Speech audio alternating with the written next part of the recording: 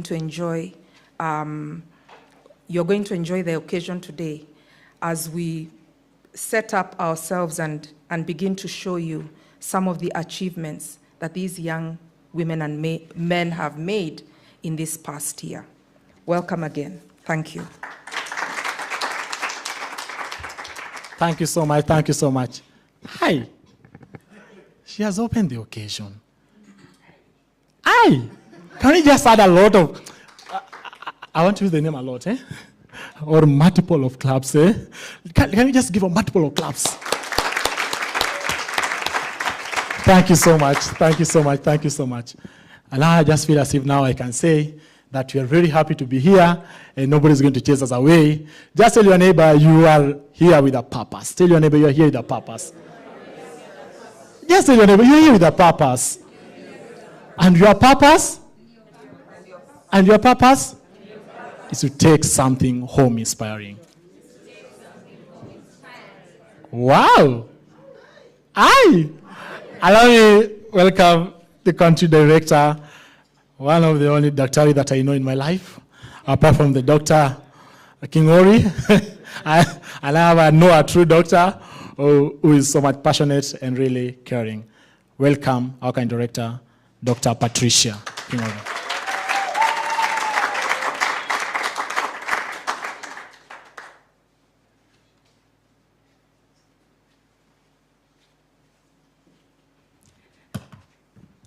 Good morning.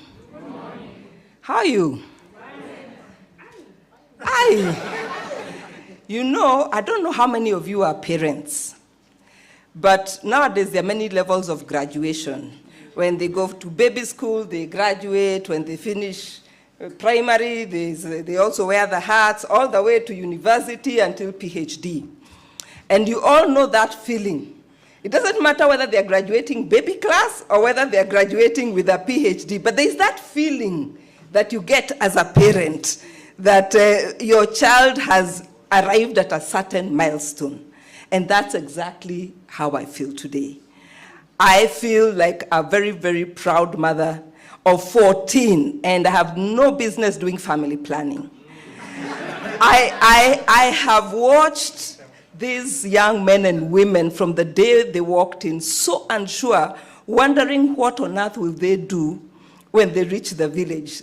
Some of them having never lived even in a village, and looking at their transformed life and the things and the impact that they've done in the communities in Kenya, I am absolutely delighted. So thank you for joining us today. And before I just give a short presentation about CorpsAfrica and who we are and what we're about and the kind of projects that these young men and women have accomplished in their 1 year of service, I'd like to ask all our staff members to just come in, even those who are outside, because they are the team that has worked behind the scenes to bring the kind of success that we'll be able to demonstrate today. So please call them in very quickly.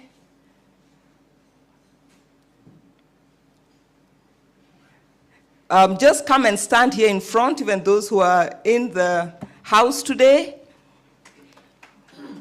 Just come in front.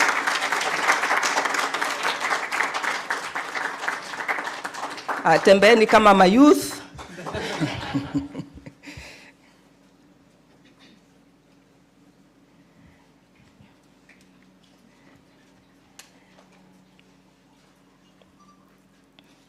Yes, Adrian can take a break and first join the team. Excellent. So many times you may see me as the face of CorpsAfrica Kenya, but really this is the team that works behind the scene to make us a success. And I think there's a roving microphone, hands-free. If you could quickly bring it so that each and every one of you is able to mention your name quickly and what you do at CorpsAfrica Kenya. Good morning. My name is Nelly. I'm the accountant at CorpsAfrica Kenya. Good morning. My name is Emma Wanjiko. I'm the Executive Administrative Assistant at CorpsAfrica, Kenya. Good morning, everyone. My name is Claire Muga, Program Coordinator. Karibuni sana. Good morning. I am Michael Muya, Training Manager. Good morning. My name is Kidaman Adrian, Communications Officer.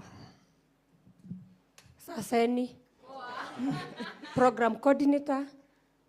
Yes, And your name? Irene. Good morning, everybody. My name is Emmanuel Botella. I'm Monitoring and Evaluations Officer at CorpsAfrica, Kenya. Good morning, everybody. Good morning. You'll tell me my name. I never died. I went to heaven alive. Who am I? And I'm going soon. Transport and logistics. Thank you. So let's just give them a round of applause. Thank you. Thank you.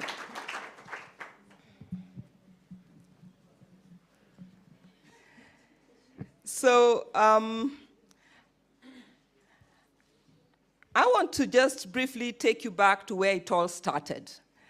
CorpsAfrica was started in 2013 by the young, not young, but pretty young lady called Liz Fanning. Liz Fanning was actually, if I just go back one step, a volunteer, a Peace Corps volunteer actually in Morocco when she was around 23 years. And while she was working in Morocco, she realized that the local people there also wanted to do something for their communities. They wanted to make a difference. But as you all know, Peace Corps only takes on Americans.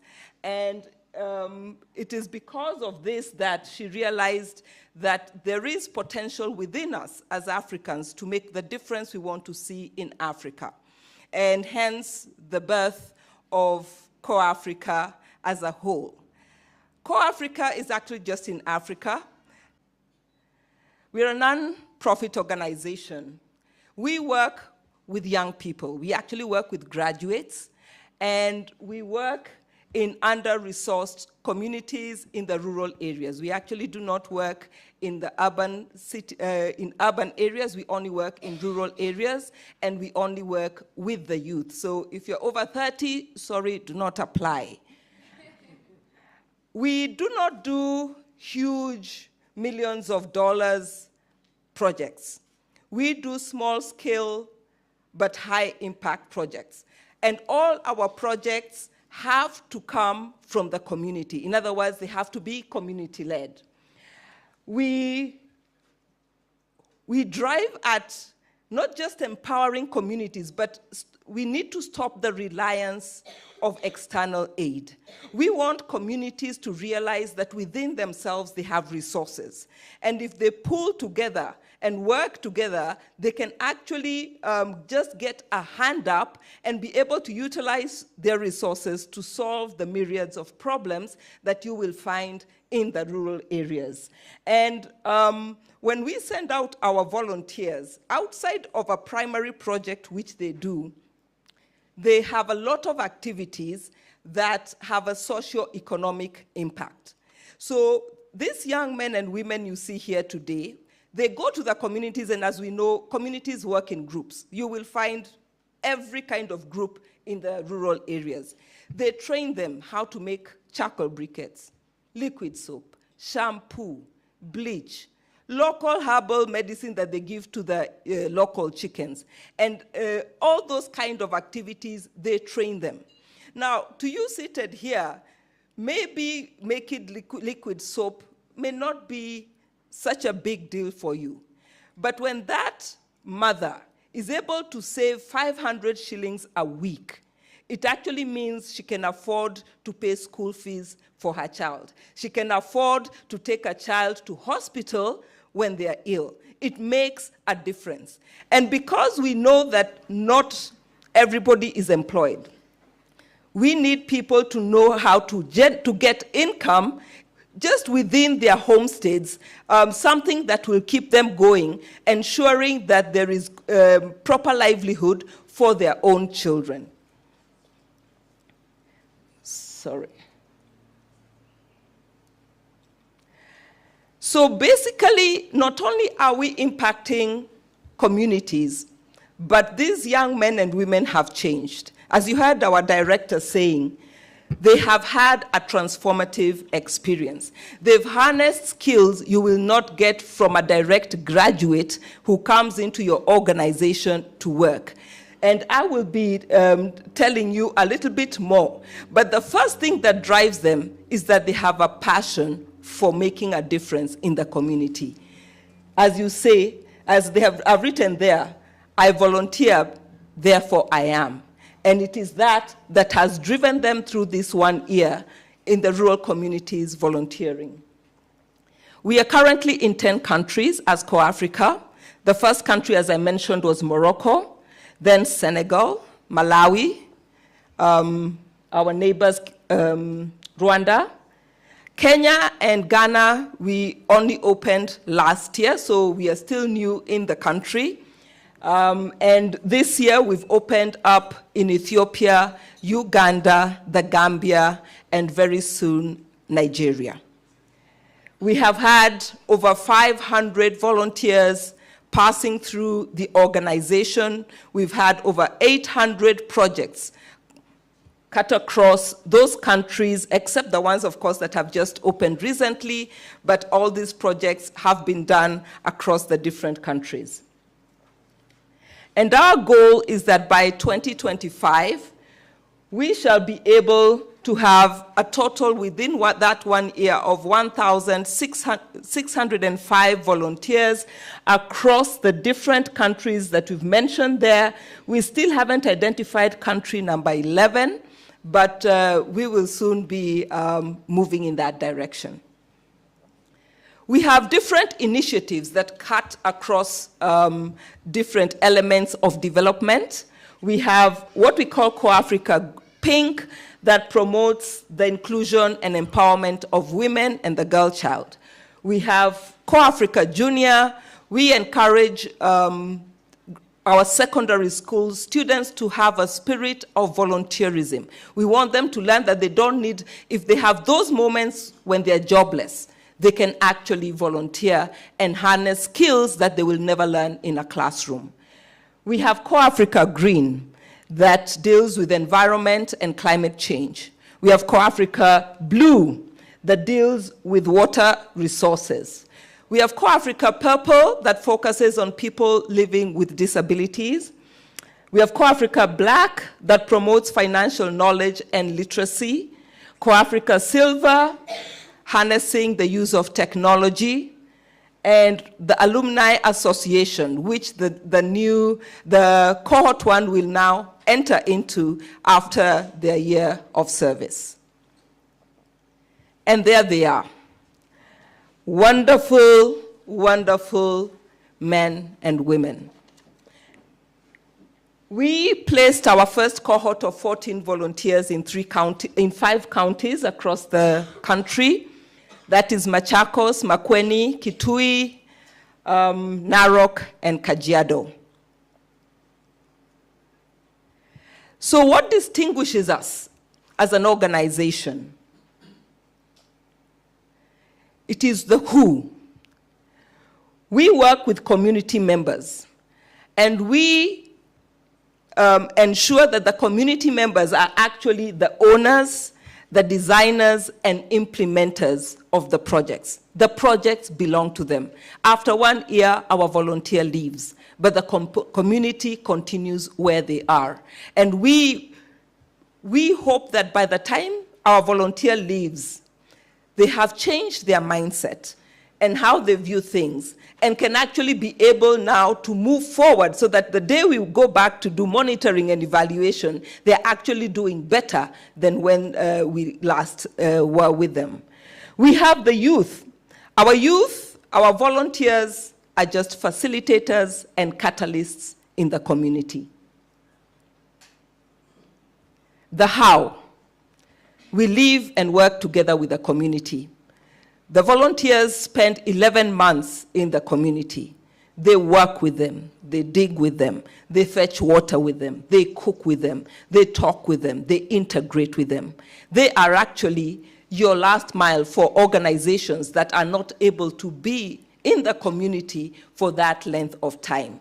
All these young men and women here have been given local names of the tribes where they went to stay. The communities own them. When we were closing the projects, I actually saw some of them trying to get them spouses. Let's get your husband here. Let's get your wife so that you can remain and not have to leave us. So you could already see the impact that they have already made in the communities. We utilize community assets. We use the asset-based community development methodology. So we use whatever the farmers, whatever the community has. That's what we try to work with. And we use the emerging process of human-centered design, where we put the people at the center of every solution. And what do? Community-led, community-chosen, community-owned projects. So I'll just take you through many pictures, because pictures speak 1,000 words that will just briefly give you a glimpse, just a glimpse of what the cohort 1 has been doing. So we talked about working with community members. So there's a lot of mobilization, a lot of talk with community members. We work closely with the chiefs, the wards, officers in the wards, of course with the permission of the county commissioners, and that's why we are happy to have you here in order to mobilize. We work with Nyumba Kumi and of course the leaders of the different groups. And who? As I said, if you're over 30, do not apply.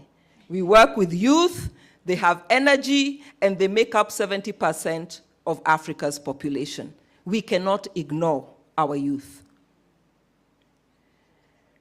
These are the different activities across the different counties, just picked up pictures randomly, making local, very interesting. You use blackjacks. You know, normally when you go, most of us from the city, you don't want to walk in the bushes because you get this blackjack sticking on you. Did you know that the blackjacks plus a bit of aloe vera and chili actually makes very good medicine for the local chicken? So that's what is in the first picture there. And the second one is one of our volunteers who was in Narok talking with women and girls in the Maasai community. We had one of our partners who's not here, but they're based in Canada, Watts of Love. They donated solar lights, a simple light. You'll be amazed that with this one light, the kind of transformation that has happened in the communities. One, we've had reduction in cases of rape and assaults in the communities. Two, we have had better performance of the students, because many of these children, they study with the light of firewood, or if they're buying kerosene, they can only afford so much light. And there's so many other chores you can imagine in a community. And three, they have actually, because of saving from kerosene and using other sources of light, they've actually been able to save to buy chickens. Some are now planning to buy sheep and goats to improve their lives. And on this other side is charcoal briquettes. When we talk about charcoal briquettes, is that in as much as we love talking about climate change, and we had a big symposium here in Kenya, the reality is if you're in the village, and this young man, his only source of income is selling charcoal, it will be very difficult to tell him not to cut down trees and sell charcoal, because you have to give him an alternative source of income. So it's one thing to say don't cut trees, but then what will that person do? And he has a family, and they need to feed their family. So it is something that you need to think through in terms of a solution, in as much as we are planting trees. So when we do charcoal briquettes, we actually use the dust that remains from the charcoal, and we use cow dung and water. all these are found in the village. And these briquettes take longer to burn, and they're able to save money, so they don't buy as much charcoal, they don't have the problem of smoke, and we also encourage them to grow trees, not just plant them, but grow them in the community. We live and work together with them. And I don't need to explain that picture, but I want to talk about the picture on the top to your right. There was a homestead of a very old man. I think he had 9 children. Is that right? 9 children, dilapidated, and our volunteer mobilized the community. They went, they fetched water, they made bricks, and they built him, is it a 3-bedroom house? They built him a 3-bedroom house. You'll see one of the pictures because our volunteers have displayed some of their work there. And literally, that man's life was changed.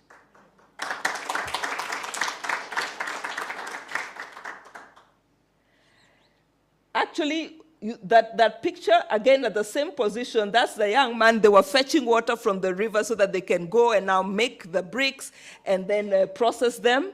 But you can see our volunteers have worked with the youth in schools, helping them plant trees, as you can see at the bottom there. One of the things as we were talking, I was talking with community members that they were really touched, is one of our volunteers helping their own children to apply for help, to apply to colleges, because they do not know, they thought they'd have to drive all the way from Kitui to Nairobi to get that kind of facilities. And she just used the computer technology. And one thing is that our youth here have an inspired youth in the communities, because many of them drop out at standard 8, Form 2, get married, and they were surprised that you can stay young and single in your 20s and live and have a career and not necessarily be married. So they've inspired a lot of youth in the communities. And these are just different activities. As you can see here at the bottom to your right, Colgate we know is a corporate, all right? So they give toothbrush and toothpaste. That is I've worked in corporate. That is the normal. You tick a box, you have done CSR. But they do not go beyond that. So this is where our volunteers can be your last mile, because she trained the students how to use a toothbrush, how to brush, how to put the toothpaste, and then now distributed the toothbrushes and the toothpaste with them having understood why it's even important to brush your teeth.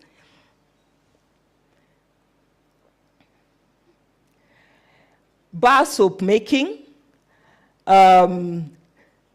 liquid soap making, all kinds of activities, jikos, baskets. You know, we actually brought this, you see the basket she's making right there, we bought them from the community, and we were selling them at our project demo day when we were doing fundraising, because we believe in supporting the very communities that we are working in. And they make beautiful, beautiful things. Vegetable gardens. You know, when you are in a place like where we were in Kitui, Machakos, the average size of the property is actually quite big. They're not like the shambas in Moranga, which are narrow. On average, maybe 3 acres, up to 5 acres, but it's just dry, nothing is happening. And yet, when you build a kitchen garden right next to the homestead, it will not consume too much water. And you realize that soon, they're not buying vegetables. It means if they were spending 300 shillings every week, that is a direct saving. And on top of that, the vegetables grow that they start selling them on market days. So it becomes a source of income. This is an example of one vegetable garden we did in Machakos, actually Minyalala. This is a volunteer who came from Senegal. He had served 1 year in Senegal. He came to volunteer here. He unfortunately had to leave a little bit earlier before this occasion, but that is the spirit. So imagine a foreigner coming all the way here to give 1 year of service for our own people. You know, these are our cousins, our uncles out there in the village. It is not his, but ours. And it is really a big heart. So that one, they actually sell vegetables from this garden. And you can see from the background, apart from the trees, it's actually quite dry. We use human-centered design to train. So these are some of the community trainings that we do in the villages. Now let's come to our projects. I want to just go through each and every project that we did this year, just as highlights. So this project was done in Kawongo location by Don Chemoiwa. Don't just stand up and wave.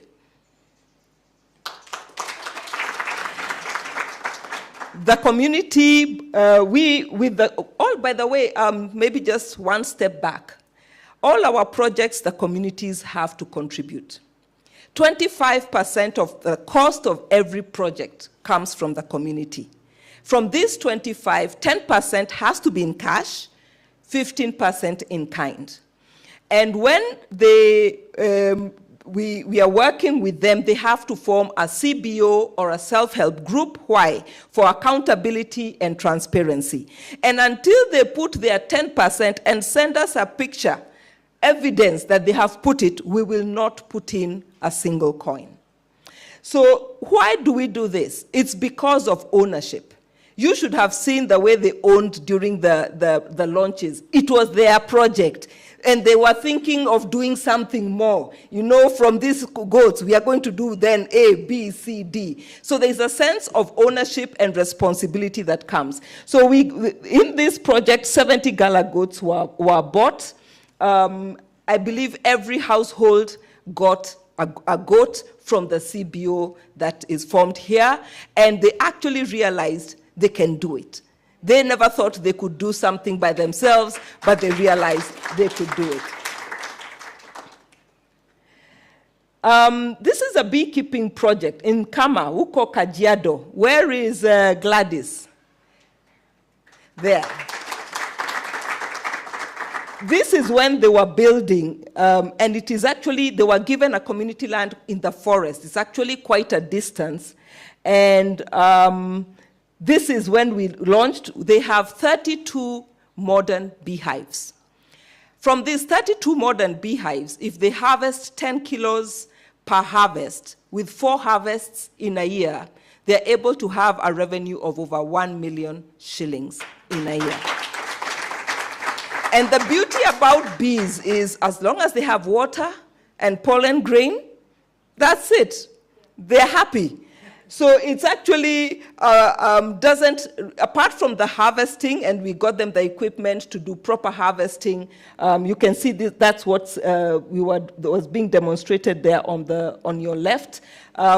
It's actually a project that will have a very good margin of profit once they remove their costs. This project was done in Narok at Dukamoja location. Our volunteer is not here today, but this is a group of women who brought themselves together. Now, for those of you who understand the Maasai community, you know women don't own land, and women don't own kettle ng'ombe ni ya mzee. I know there's a Maasai here with us, but correct me if I am wrong. Sini kweli? That is true. So these women realized that the only way they can control their finances is if they own the cattle themselves. They did not have much in terms of capital, because I told you they have to give in 10%. So we got 7 bullocks for them. These women have their own timetable. They know who's going to feed them this week, this day, who's cleaning the boma, who's taking them out.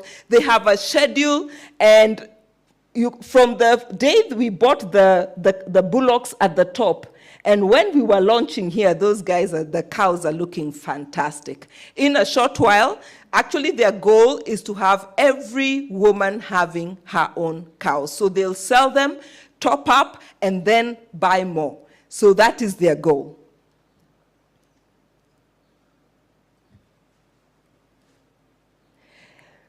This is a project that was done by Kelvin Mutuma.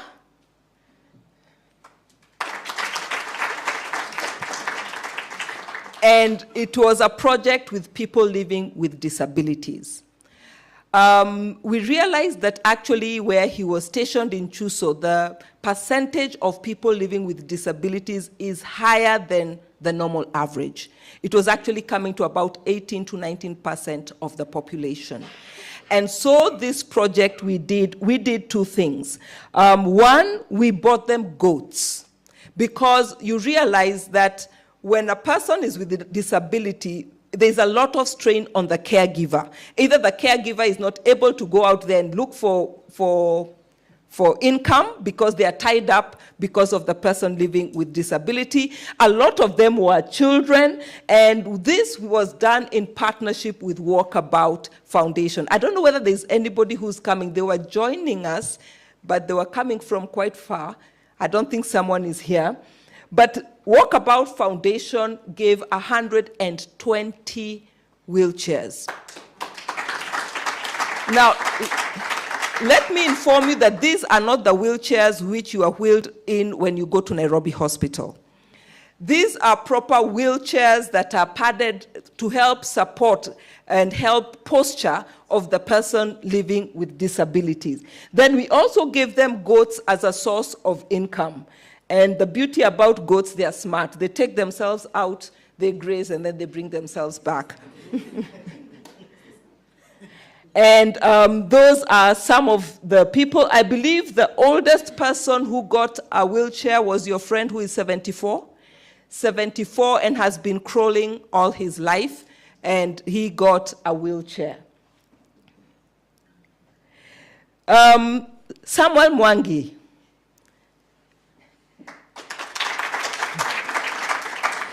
Yes, we got 37 gala goats for this project. The original project was actually not for goats. We wanted to build them a water pan. But when we brought in the surveyors, we found some community members had done what Kenyans are famous for. They had grabbed some of the community land. So there was a lot of conflict, and we realized we cannot build a project where there's conflict, so we decided to get them goats. Now, you'll find we actually have quite a number of goat projects, especially in Kitui, because one, goats do very well in Kitui, and two, goats multiply very fast. So if out of this 37, how many were female? 31 were female. Goats, if you keep them well, will give you two kids each year.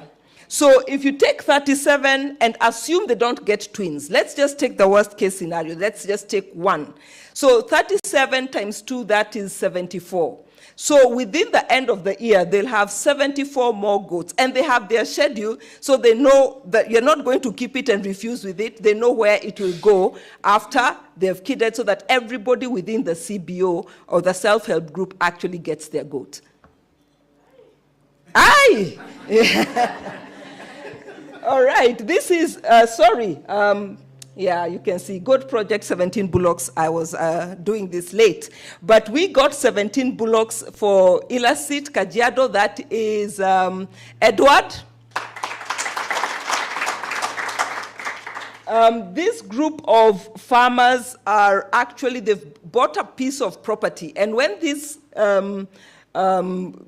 bulls are ready for sale, they actually want to have a social center which they can be leasing out. They've gotten some tents, some chairs, and other things, so they would want to use that as a source of income. Yes, Maureen Johe, where are you?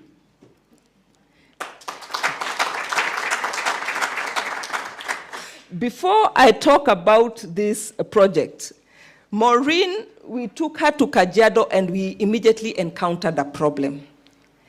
We were called by the elders, the wazees, and they told us, how can you bring us a young girl to talk to us as elders? How? You know, it's very important to understand culture. And sometimes when you stay too long in Nairobi, you assume things.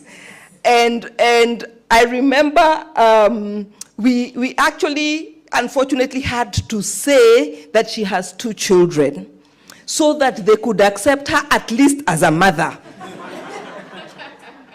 So she does have 2 ghost children. But they had a beautiful project. We got them 13 pregnant alpine goats all the way from Embu, with a farmer who actually showcases his goats at the ASK. And when we were there, one of them actually delivered. 2 of them have already delivered, and they're already planning to keep, they mentioned they want to keep fish, they want to keep pigs, they want to keep chicken. So you can see the sky is the limit. They have realized that they can actually do it. It was it's a beautiful project there at Nkama. No, Kemana, sorry, in Kemana. This was a project of a tree and vegetable nursery all the way in Makweni by Irene. Irene?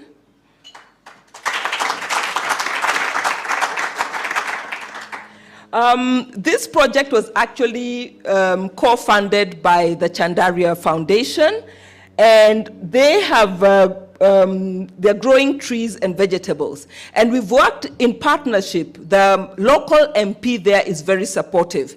And because there's this budget, you all know, for planting trees, she has actually vowed to buy their trees as they give them out to people. As we were there launching, they had 13,000 of those trees, and they'd only done about a third of the space. And so actually, once they fully roll it out, because they still have part of this shade, they'll have a capability of, again, a revenue of around about 1 million shillings per year. They have a water pan next. We gave them that water tank, and so right behind the water tank, there's a water pan. So they don't lack water, they just pump it in and they irrigate the trees. Yes, Sharon Jelagat. Sharon, she can be your next engineer. This lady worked from digging the trenches to doing BOQs, to knowing where you get sand and hardcore. This is in Machakos, and we built this class. The reason we built this class is because the children there, the nearest school is about 3 to 5 kilometers away. So you can imagine your 2-year-old, your 3-year-old, are they really going to walk that way and come back? So what happens is that in the vital 5 years of a child, the children miss the foundation of a good education. So there's a church right next where we built this, and sometimes they try to help the children, but do you know the normal bench pews, not your fancy ones here at Sitam, but the church pews, which is just a bench. So they'd sit on a bench and bend over a bench trying to do their work. A very uncomfortable thing, and you wonder why a teenager is saying they have backache and they've not yet hit 60, because they started wrong posture right from the word go. And that's the class.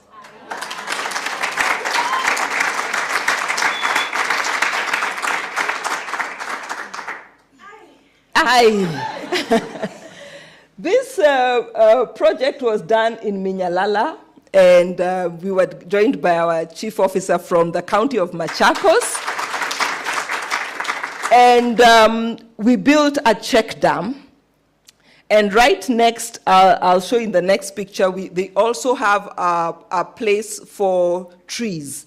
So they also plan to grow trees because the water is just next. We expect that this check, that's it towards the end. This netted area has a capacity of about 1,000, probably more trees. And this check dam will serve a community. It will impact about 5,000 people, because if you look at the homesteads around, they're about 1,000. And on average, a homestead has about 5 people on the lower end. So at least 5,000 people will stand to benefit from this. This was done by our exchange volunteer, Malamin, from Senegal. We can appreciate him in absentia. Yes, water purification project. Samuel Matiro, where are you? So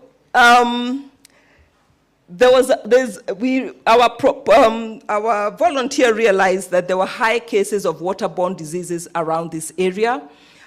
Because basically when you lack water, you can't be too choosy. And so you'd find that in the dry season, you'd get the 20-liter water for about 30 shillings, is that right? During the dry season. And this water is not even clean. So the church gave their borehole, and so we are purifying water and selling it for 10 shillings for a 20-liter jerry can. Now, this water is treated. They don't even need to boil it. You can just drink it. I actually drank it right off the tap. It's actually purified, and there's some water tanks there outside for where they'll be selling. But you know, when you purify water, there is what you call waste that always trickles out. Now, the waste, we have created a whole garden. I won't call it a vegetable garden because it's a vegetable shamba. And this shamba is feeding the school next. They have now gotten a school feeding program. Every lunch, the children have something to eat. And that was us when we launched the project with the community. Goat keeping project, Gloria. This was in Kitui. Again, the goats, as I had mentioned earlier, they're such a quick and easy solution, but making a big difference, especially in Kitui County. I think for all our Kitui counties, there were goats involved. Now, can any one of you drink that water? Believe it or not, that is the water they were drinking at Shekaile location where Samuel Kibebe was working. Where is Samuel? This is actually right at the border before you get into Makweni. And that's the water right above here, probably less than a kilometer. There's a primary school, and this is where they'd get water for drinking, including the surrounding homesteads. And I think what really shocked our volunteer is when she saw somebody just scoop a cup and quench their thirst. Yes. So in this place, we built 2 shallow wells. One shallow well was for drinking water, and we covered it right at the top, and we bought enough chlorine to last them 1 year of fresh drinking water. Then the second one, because you can imagine how precarious it is. If you stood at that edge trying to fetch water, we may come to fetch you out of the water yourself. So we built we got a second one for livestock and other domestic use in that area. And that's it.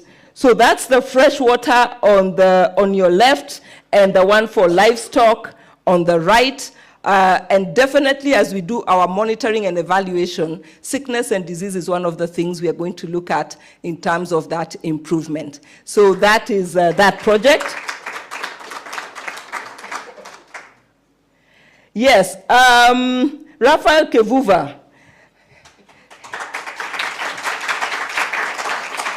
This young man worked in Narok. They actually nicknamed him Pastor amongst themselves. He is their pastor. Kukiwa na maombi, yeye ndiye anaomba. So this project was done. It's a beekeeping project, but here we had 15 beehives. And then we extracted, and I'm sure I've seen his pictures on his stand. We extracted a shallow water pan for water because bees will always require water. So unlike the first project, which was at the forest, this one, we have actually gotten 1.25 acres where we've planted sunflower, so that the bees don't have to fly very far. Normally, a bee will fly at a radius of 7 kilometers. So we've grown sunflower and encouraged all the farmers around to grow sunflower as a source of pollen. There's also a tree nursery in the same project utilizing the same water. Then we got them cold expressing, this machine that expresses oil, cold pressed.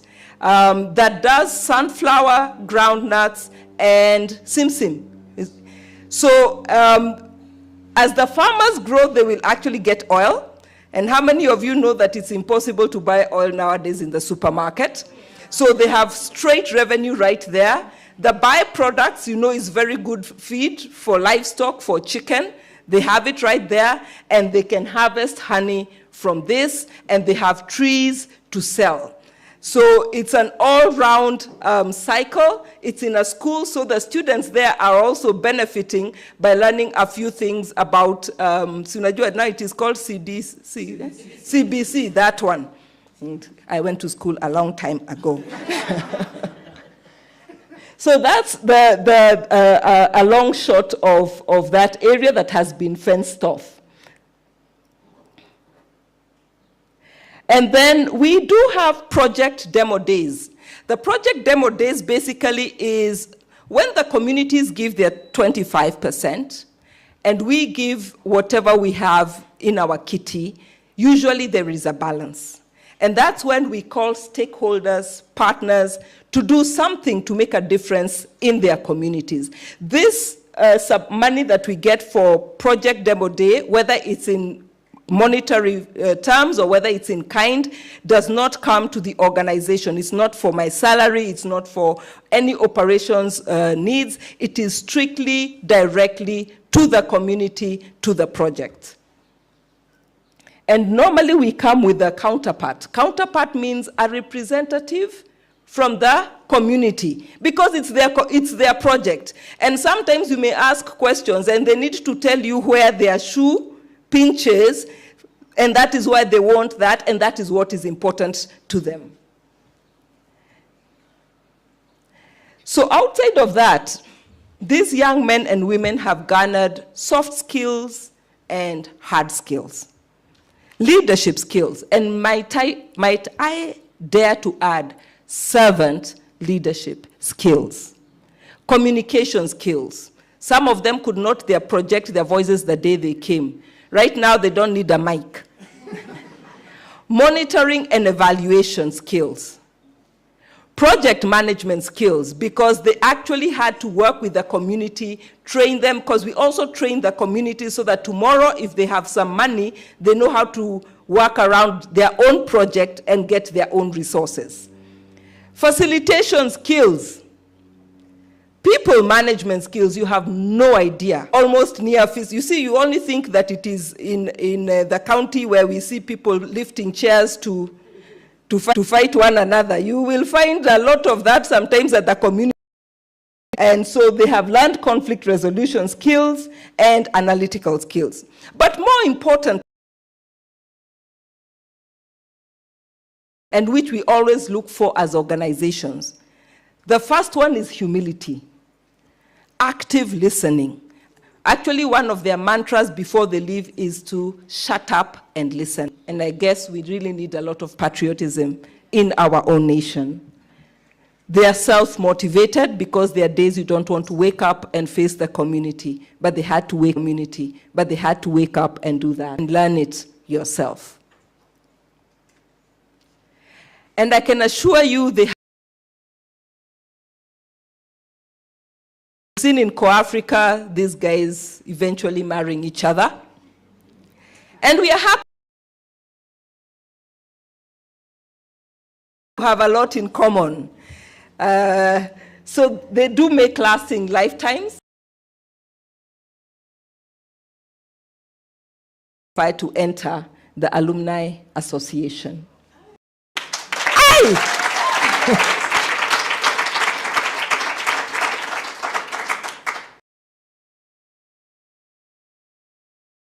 I told you family planning is not my portion. Yes. And this time I increased my number from 14.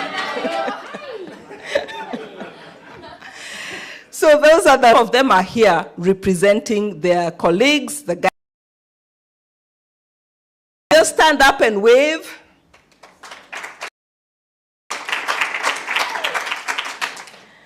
And gone to different counties. We've gone to Laikipia, Meru, Tharaka Nithi, Embu. Next year, yes, I am giving birth to more. Yes.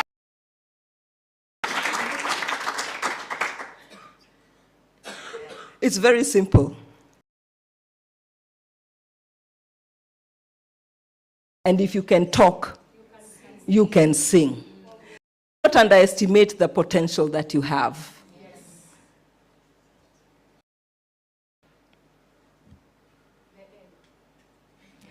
So what are we asking of you stakeholders? I will be at very many different angles. Take them through pre-service training, in-service training 1 and 2, and a close of service training. You have already been with us and walked that journey of training. So we need to equip them so that they're able to pass that knowledge at the community where they'll be. We have community training. In other words, because you may want to reach out to certain communities at ground level, depending on where your organization is.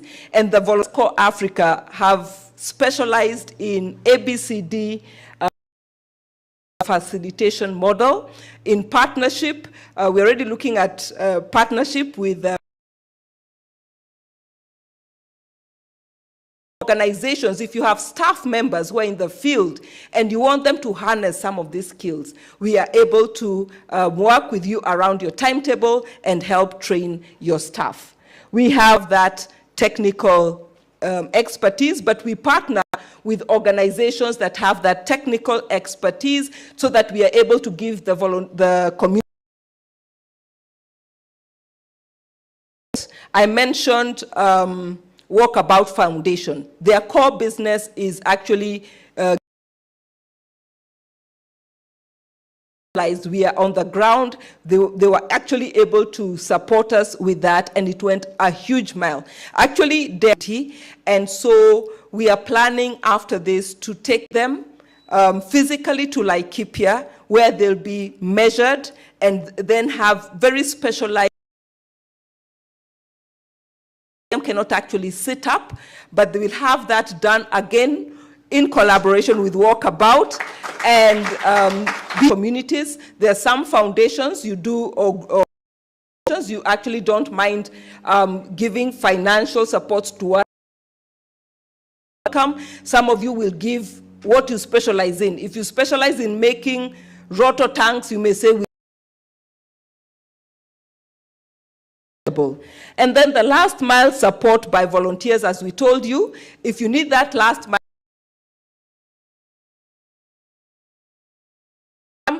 mobilization of groups and communities, last but not least, until you, without a shadow of doubt and without fear of contradiction, that these will make excellent employees.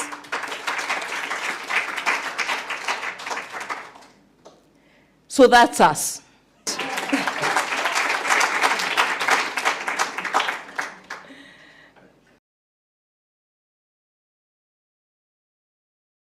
I think I've finished. That's CorpsAfrica.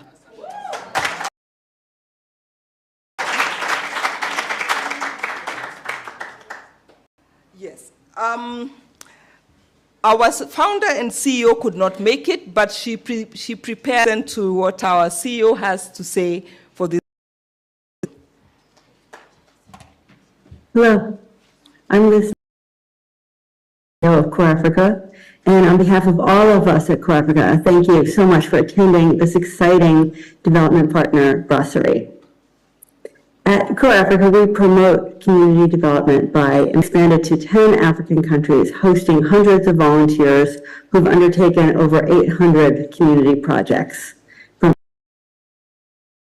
etc. I encourage you to visit the stands for our projects they facilitated while serving as volunteers. CorpsAfrica's ethos is rooted in empowering communities from within.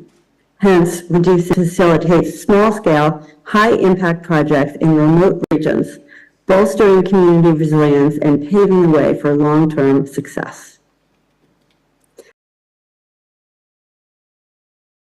Formative experience and career-boosting skills like leadership, project management, facilitation,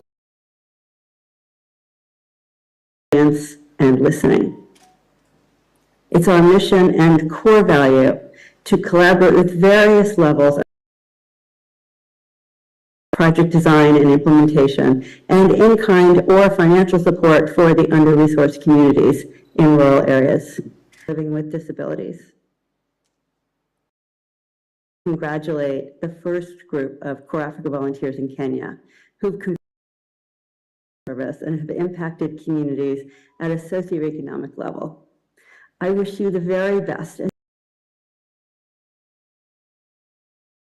to all of us, especially the second cohort of volunteers here in Kenya. Thank you. Ai! Si amemaliza. Ladies and having the biggest clap ever. That was not just a speech, but that. Wasikie Kiswahili waambie na kando yako tengeneza mkono. Tengeneza mkono. Ambia mwenzako tengeneza mkono. Chukua upepo kidogo. Tengeneza mkono. So we want to give our daktari nice clap. So this clap just goes like this, eh? Wawacha niwafundishe. So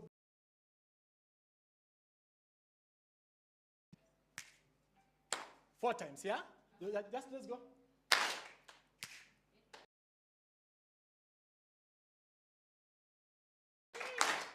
You get it? So then the fifth one, 1, 2, 3, okay? It's because it was a moment, yeah? It was a journey. Are you ready? Tengeneza mkono, tengeneza mkono. Yeah.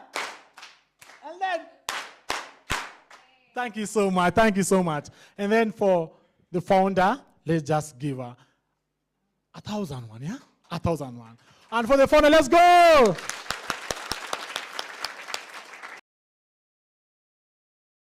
Tell your neighbor, aye!